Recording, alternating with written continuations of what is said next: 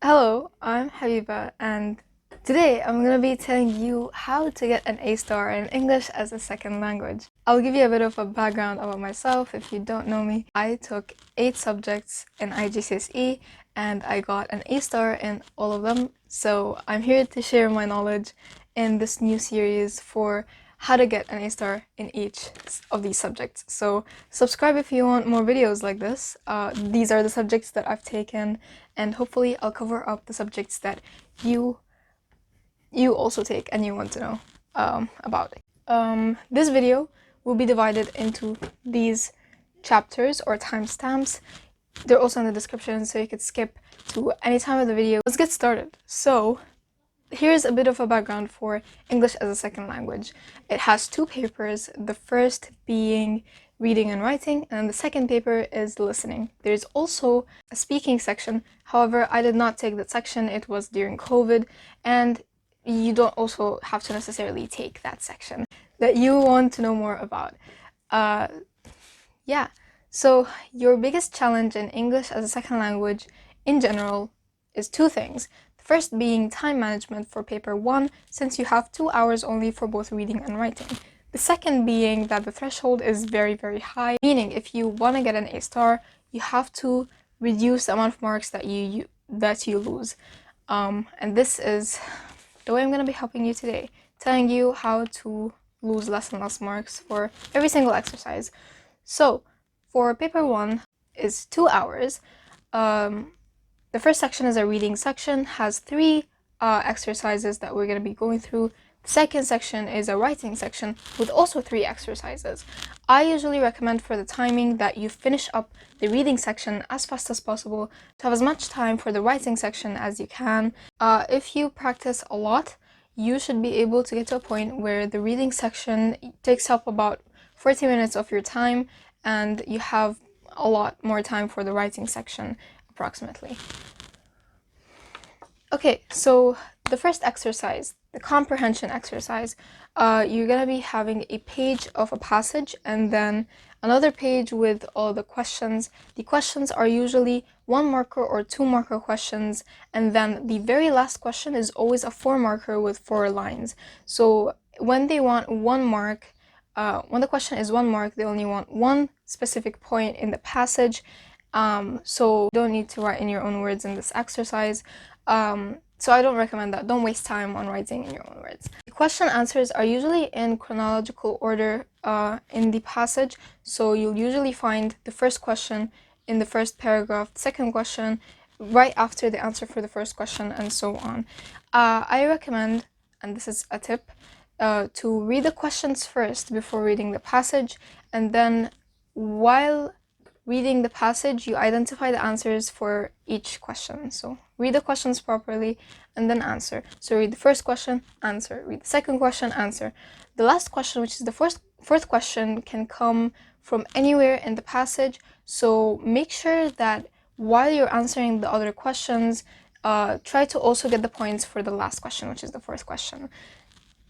That's basically it. You don't need to write in full sentences. You can write in concise points. If the question is a 2 marker question, write each point in a separate line. So the first point in the first, second point in the second line, and so on.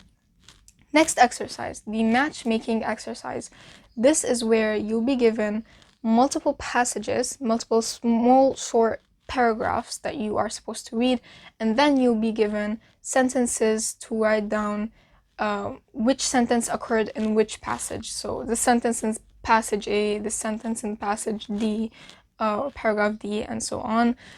For this exercise, the tips I would give you is read the first paragraph, which is paragraph A, and then try to identify which lines come from paragraph A and write down A. Do the same thing for the rest of the paragraphs. So paragraph B, read it, and then identify which lines come from paragraph B. If you're confused about a line, you're like, maybe this line is from paragraph B, but I'm not sure, write that down with a pencil. And then by the end, if you have any lines in pencil, then try to identify or try to reread the paragraphs you think this line is from, and then write it with pen. That's basically it. The next exercise is the note-taking exercise. And for this one, you'll be given 2 to 3 questions, and you'll try to list down the points for that question that they've given you. So the way I recommend you do this question is to also read the questions very carefully, or the points that you're supposed to collect. Read them very carefully, understand what you're supposed to be collecting, and then go to the passage and collect what you need. So underline keywords in the question, try to understand what exactly you need, understand really well before you go to the passage and underline the points. And then you don't also have to write that in your own words. And that's basically it. Now for the writing section, the first exercise is a summary exercise. You'll be given one question or two questions sometimes. If you're given one question, you write the question in one paragraph. If you're given two questions, you separate the points into two paragraphs. The summary question has a word limit from 100 to 120 words. Stick to the word limit. Do not go over, do not go under. If you go over, all of your points that are after 120 will be invalid. If you go under 100 words, you have missed out points that you're supposed to be writing. This is a 16-marker question where I think you need 8 points. Yeah, like 8 points from the passage, and then the other 8 marks come from grammar and punctuation and stuff like that. Your writing skills, basically. So read the question again very, very carefully and identify what exactly you need and understand it. And then go over and read the passage, underline the points that you're going to be writing in your summary. This exercise, you need your own words. You will be marked on doing this in your own words. And again, you're trying to stand out from millions of students, so make sure you do this in your own words. Some tips I would give for writing sentences or points in your own words is, firstly, to change up the word positions in the sentence. So if a sentence is, for example, she likes the season winter, you could change the word structures or the word position to winter is her favorite season. This is basically passive and active voice, so you could search that up more. Know about it. It's very, very important and helpful. The second way you could do this is to replace the words with their synonyms or with other words, or like trying to explain the point in your own words by changing up the wording itself, if that makes sense. Yeah, so this is also a formal way, or like a formal question, so make sure that you are not writing I or your own opinion or anything that's informal, basically, and write down complex words, show off your vocabulary, write down semicolons, basically show off. And then you can connect the points with transitional words. Transitional words are very, very, very important. So that's for the summary. I would give this question about 20 minutes. So like practice really hard to be able to get to the point where you do it in 20 minutes or so. I'll start my summary with a topic sentence, then connect all my sentences with transitional words, and then when I'm on my final point, I'll write lastly and then my final point. The next exercise is the email exercise. The email exercise, in very simple terms, is you are writing an informal letter. So this letter, it will be for a friend, it will be for a family member. And all the questions for emails will always have 4 very important points that you should take in mind. The first one being the main question. So in this paper that I've taken, the main question is, you are going to perform in a music festival in another town. This is the theme, this is the main question that you'll be writing about. And then comes 3 bullet points where it says in your email you should explain how you found out about the festival, describe what you're going to do in the festival, invite your friend to come to the festival with you. So 3 bullet points. They clearly said you need to include each of these bullet points in your answer, so give equal importance to all of them. Don't neglect one over the other. You'll be getting marks for giving points for all of these bullet points. This is 150 to 200 words. However, my teacher told us we could fill out all the lines that they've given us. Clearly, this is outside the range of words that they've given us, but it is allowed, and I also managed to get an A star. So take it from me, 200 words is not enough to express yourself. So use up all these lines. Just don't go over the lines. That's too much. So in the first line, write down hi, your friend's name, comma, and then in the last two lines, write with love, comma, your name. Do this when you first get to this exercise so that you don't forget about this. It's very important. So just get it done with, do it from the beginning, and don't worry about it later on. The way I structured this answer is basically I have an intro, then 3 paragraphs to explain each of the bullet points equally, and then an outro. I would approximately give 3 lines for the intro, 3 lines for the outro, and then each bullet point gets 6 lines. It was enough and more. Some tips I would give for this exercise is use rhetorical questions like, have you been there before? ? Use exclamatory marks. So, I'm so excited to see you. And then this point is very important. Show to the examiner that this friend is really your friend. So write down memories you've had with this friend, like, oh, do you remember when we went to this town before? ? This shows the examiner that you have a connection with that person. Or you could tell your friend at the very end or the outro, Make sure to tell Molly and Sally that I love them. The examiner doesn't know who Molly and Sally are, but this shows that you have some sort of connection with your friend, that you know this friend very well. Maybe Molly and Sally are their friends or your friend's sisters or something like that. It shows some sort of connection between you and your friend and gives extra points, basically. This is an informal letter to your friend. So write down short sentences. Don't make your sentences too long. Don't use a lot of transitional words. It's very formal. So use simple words like conjunctions like and to connect points or to connect sentences. Write down short sentences here and there. And then, of course, when you're writing down paragraphs or separating paragraphs, indent at the beginning of your paragraph. So leave a bit of a space at the beginning of each paragraph. The way I would start my intro is like, don't say, how are you? I hope you're doing well. It's too generic, cliche. It's used by many students. You want to stand out. So the way I'd write my intros is, congratulations on your award! ! The examiner does not know what award we're talking about, but it shows that you have a connection with your friend. You know your friend, you're congratulating them. And then I would go on and say, I'm so happy I'm catching on with you! ! I'm so happy I'm getting back with you, stuff like that. And then I would go on and be like, oh, I can't wait to tell you about this festival, or I know you'd love going to that festival. Things like that. It basically shows you know your friend, or it shows an informal way of writing. It's really nice, so I would do that.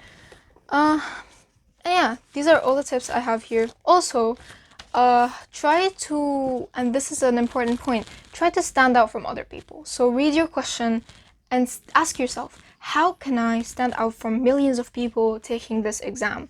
So my question for the Major in 2022 series was, you are going to a tournament with your friend, or something like that. I don't remember what exactly it was, but it was some sort of tournament. And I picked a chess tournament because I knew people would be picking sports and stuff like that. I wanted something that not many people would really think of. And the first thing that pops to mind is chess. So it's unusual and it's a new idea. I don't think many people would write on chess. So that's what I did. And try to think creative, show your creativity here. Is your essay exercise. The essay exercise could be either an article or a report or a review.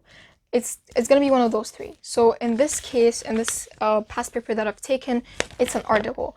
So articles basically are like advantages and disadvantages for a certain opinion that is given. So in this case, it's like discuss whether towns and cities should have parks and green spaces. So the first half, you're going to talk about people that say, oh yes, there should be green spaces, the next paragraphs are going to be like, no, there should not be green spaces.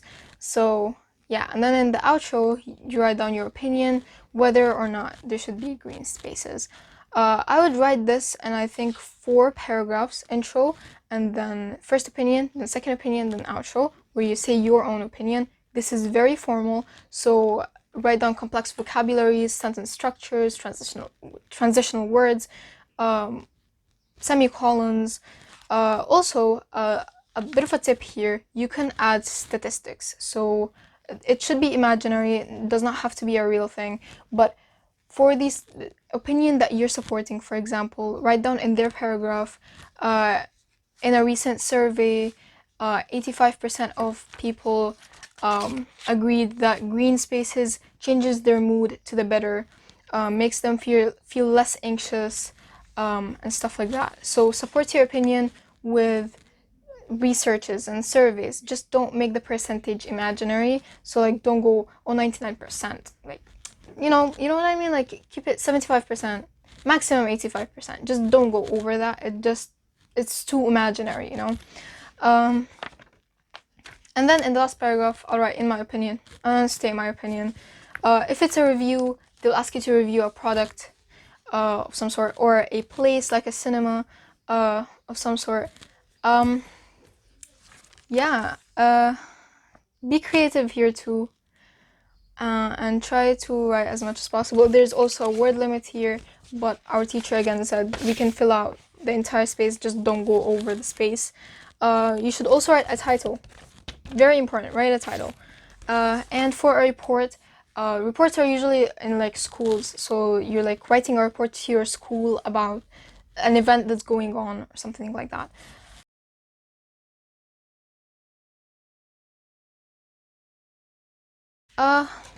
That's basically it for paper 1. Some tips I would give for paper 1 is manage your time really well during the exam.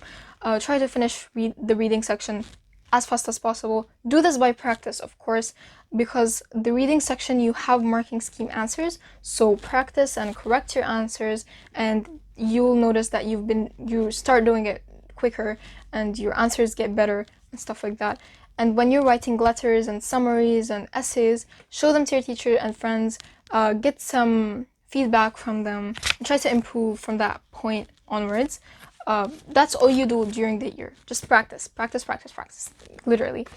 And yeah, the way I correct my paper during the actual exam is I correct the exercise right after I'm done with it. Like, I don't correct the entire paper at the end, because that's too overwhelming. So I will finish, for example, note making, and then I'll quickly like read over it, you know, for any grammatical errors or something like that. Then I'll finish the email or the summary, and then I'll read over it, you know, just recap when I'm done with the exercise, because when it's at the end, you're just too overwhelmed to recap. So I don't recommend doing that.